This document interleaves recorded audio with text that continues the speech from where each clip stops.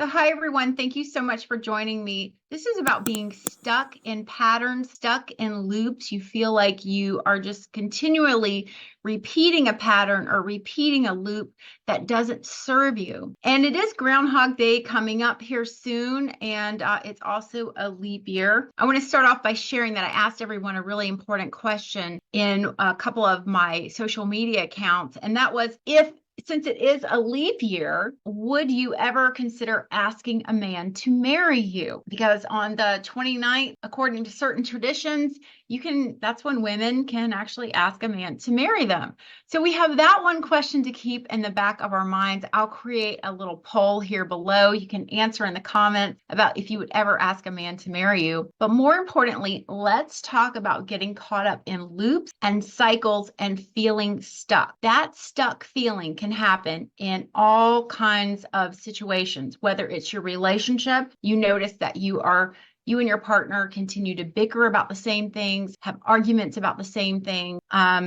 I've worked with a couple once that it seemed like every time her and her guy went to go to the movies, they would get into an argument before the movies. And it was just always these really interesting patterns we find ourselves in. Sometimes you may feel like your life is stuck, that your life, you just every day feels kind of the same. You get up, you have a goal, you have a plan, and then you don't really do it, or you do part of it, but not another part.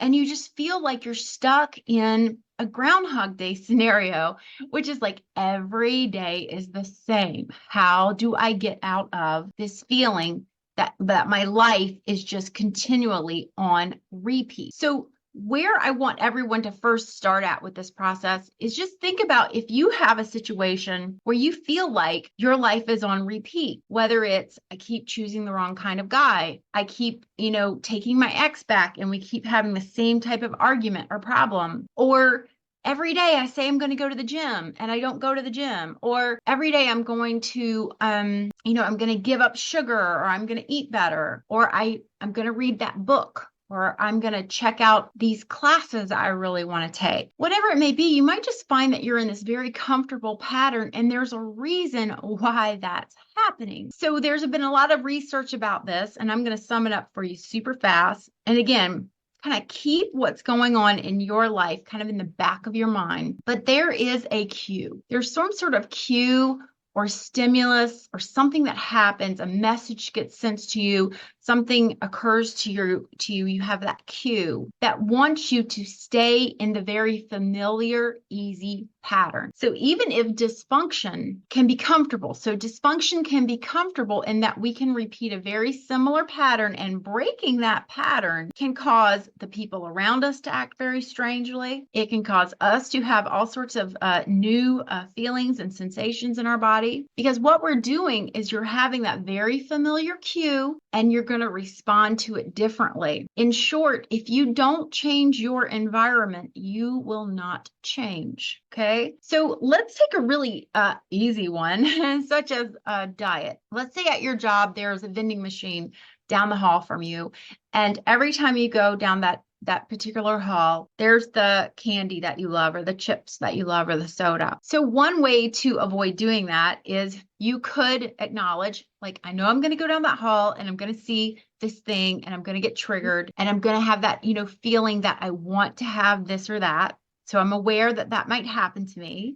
And when it does, I'm going to do something else. So that's one way to handle it. Another way to handle it is go down a different hall, drive home a different way, take a different route. So when you get that little trigger, that little cue that keeps you in that very familiar loop, for example, my situation, you're getting ready to go to bed, and I would find myself feeling grumpy and just feeling kind of irritated because I didn't get to do what I really wanted to do that day. And this is where I get stuck. I don't know how many of you have the same sort of feeling, but I didn't get to do what I wanted to do that day. I'm not doing what's totally important to me. I'm not working on my big picture stuff. I'm working on lots of other little things. And I would feel kind of grumpy, and it's time to go to bed. And sometimes I would even say, well, maybe I could squeeze it in right now. And that would never work because you're tired and you need rest, right? So I found myself in this like constant loop. And then sure enough, if I was grumpy and my husband, who is a very sensitive person, I would say something to him kind of quick, or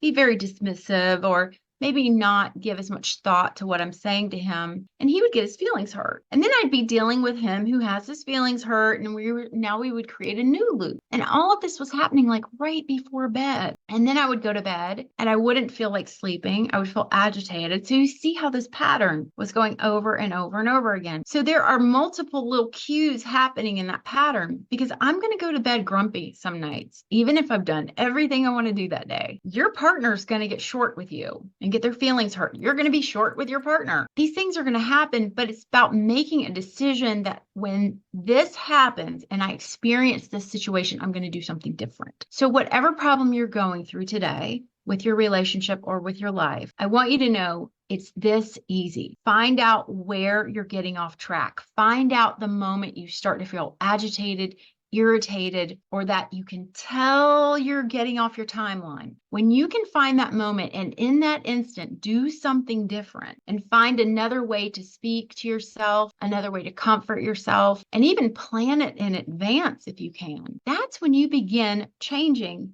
the unfolding of time and history, anything going into the future. This is how you change it, because you're changing your environment. You're changing what is going on in your life in that moment. So I hope this has been helpful for anyone who is experiencing this. And for anyone watching this, please feel free to write anything in the comment. I'd love to come back and talk more about that. I love this topic of us getting unstuck and making sure we're not repeating patterns and doing this stuff all over again. So maybe we'll even have a separate thread for that sometime. If anybody wants to start it, I'll chime in. All right, everybody, have a great day. Thank you for joining me today, and I'll see you next time. Bye-bye.